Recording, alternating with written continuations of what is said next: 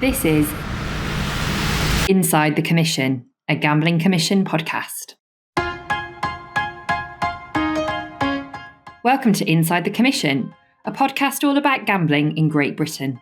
Here we'll cover all the latest topics and trends from across the gambling sector and discuss the big issues that matter to you. From consumer queries to industry insights, we'll bring you the facts from the front line of regulation and share the stats and stories from those in the know. For all the latest discussions and updates, you can subscribe to our Gambling Commission YouTube channel, or you can find us on your preferred platform, wherever you listen to your podcasts. This is the first part of 2 episodes featuring Ben Haden and Helen Bryce from the Research and Statistics team here at the Commission.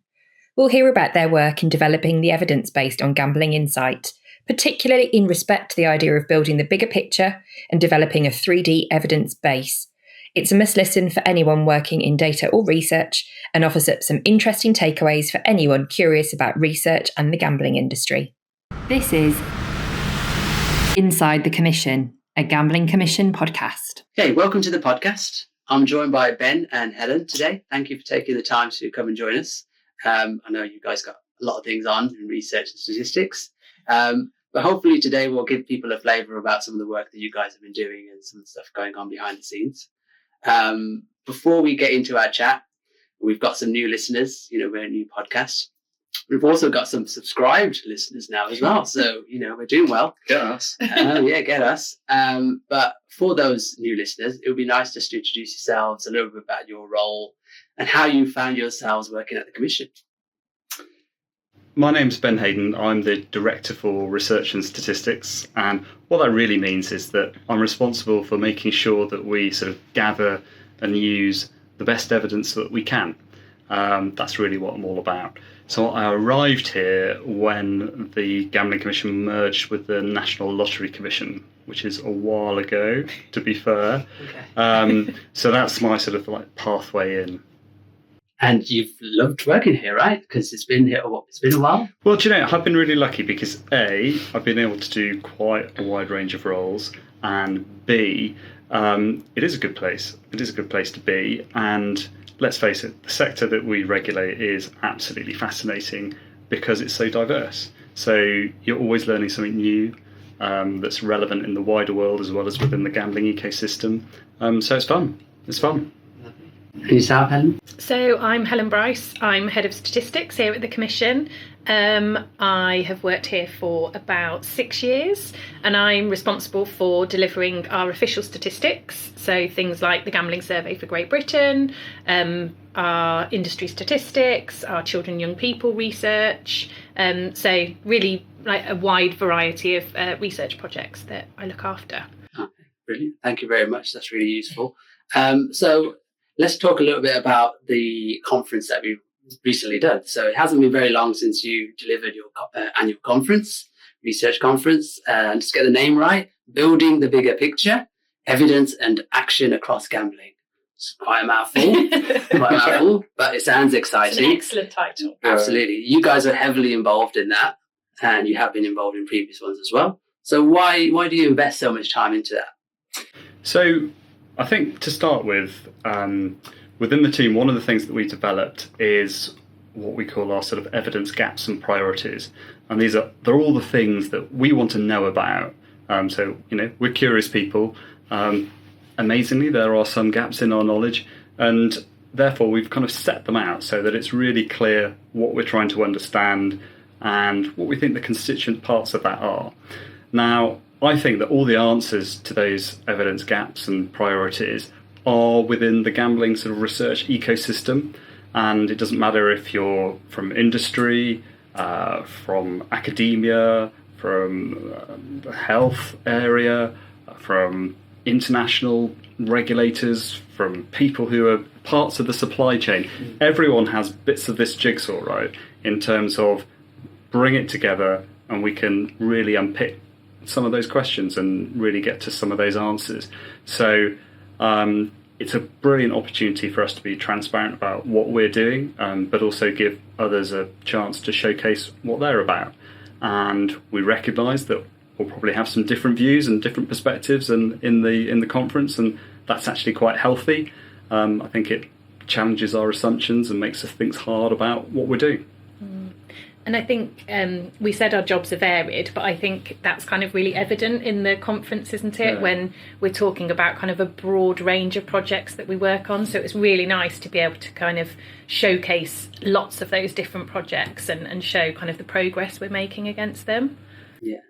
And you're on to your third conference now. So how much do you think you've tackled some of those evidence gaps and priorities? Are those being tackled, do you think? Well, if you sat down and had a look at the programme for the first conference versus the programme for the conference that we've just had, that would sort of answer your question in a nutshell. So there were so many things in that first programme where we were talking in theory, so about data sets that we were going to collect, about questions we were going to tackle. And you really were able to sort of sit and look back and go, wow, we have actually come some distance. We have our new gambling survey for Great Britain out there. We have an open banking data set. I'm sure we're going to talk about that hopefully in a bit, right? But it's really, from Programme 1 to Programme 3, chalk and cheese. So I was sort of super proud coming off the back of it. Yeah, definitely. And if I think about the gambling survey for Great Britain that I look after, 3 years ago, we were in that kind of theoretical stage. We'd just done a pilot. But we were talking about how the vision for it in the future. Whereas in this last conference, we were able to kind of integrate findings, official statistics from the new survey into so many of the presentations that were delivered at the conference. So there's kind of, from that 3 years ago to the conference we've just done, there's real kind of progress, which is good. Brilliant. And we want to talk about the sort of three-dimensional evidence base. What are we talking about when we talk about three-dimensional evidence base? Yeah, that's a bit jargony, isn't it? So I think so. What we really mean there is that if we're asked a question, we want to be able to give the broadest perspective of evidence to try and answer that question. So if I break that down a little bit, it's about really being able to explain sort of technically what that question is and what it means, what we're really trying to sort of get to. And then we want to be able to look at the context. So one of the risks I think we always face when we're looking at gambling questions is to look at them in isolation. And actually, we need to recognise that we sort of live in a slightly wider world than that. And there's a lot that the context outside of gambling can tell us about the question that we're trying to answer. So setting it within that context is really important. And then it's like, well, where can we go for some of those pieces of evidence to help us? So is it by asking consumers sort of what they think and what they do and what the impact on them is? And I think that's always really interesting because sometimes it's positive, sometimes it's negative, often it's simply neutral. But once we've spoken to consumers about what they think they do, it's also interesting to see what they do. And that's why what some of the data that operators hold is so important, and indeed operators' experience of what they see within that data as well as what we might. So it's that starting to balance that picture of what consumers say, what the transaction data tells us, what experts are telling us, and then looking about to see what other experience there is, whether that's in an adjacent sector. So, for example, we might talk about advertising, go and talk to the ASA, find out what they think about it. Or it may be a matter that's internationally more relevant around, say, unlicensed gambling, illegal gambling. Well, let's go and talk and see what people's experience are there. And all of a sudden then you start to build up a much more three-dimensional view of what we're trying to uncover. And I think the one final thing I'd just state on that is that it's also what I call kinetic. So the team always probably get slightly unhappy at the fact of how often I use the word kinetic. But an evidence base is not static, right? It's moving all the time. So we can't just do it in 2025 and expect in 2026 that it will still be relevant. So we need to keep refreshing it and understanding more about it.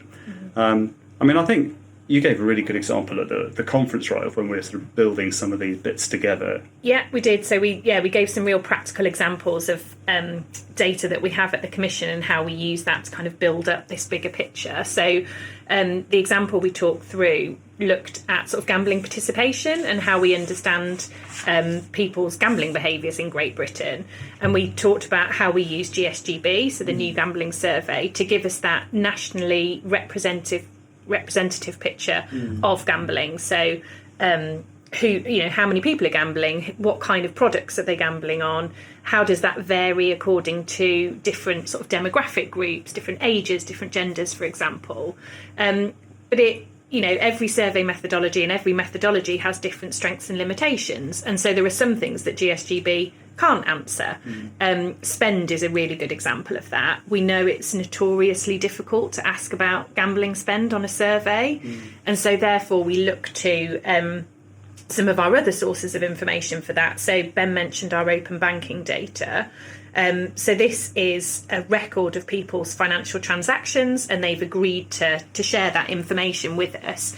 And we can actually then start to see how much somebody's spending on different gambling activities, different gambling products. We can look at the number of transactions they're making, and we can see that importantly across different operators as well. So it's really useful in being able to see that across all operators that somebody's engaging with, whereas an operator, for example, would only see their customers. So that's really good. And with the open banking data as well, we can see how behaviour changes over time. So whereas the survey is a snapshot in time of somebody's kind of gambling behaviours that they're telling us about that day, with the open banking data, we can look back over quite a long period of time to see how that changes. And then we also talked at the conference about how one of our new projects, so the regular feed of operator core data, or ROCD for short, also kind of adds into this picture around people's gambling participation and gives us that even more granular view by looking at an operator's kind of customer base and looking at an individual's gambling behaviour within that customer base. And that's a pilot project at the moment, but we hope to start bringing data on board shortly, I think, any day. And that will give us information on kind of somebody's deposits and withdrawals with that operator. And that's information that we can't get from the other sources. So by kind of layering all these different sources of information up, you start to build that bigger picture. We described it as a jigsaw at the conference, didn't we? And how you kind of pull all these pieces together to kind of build that bigger picture.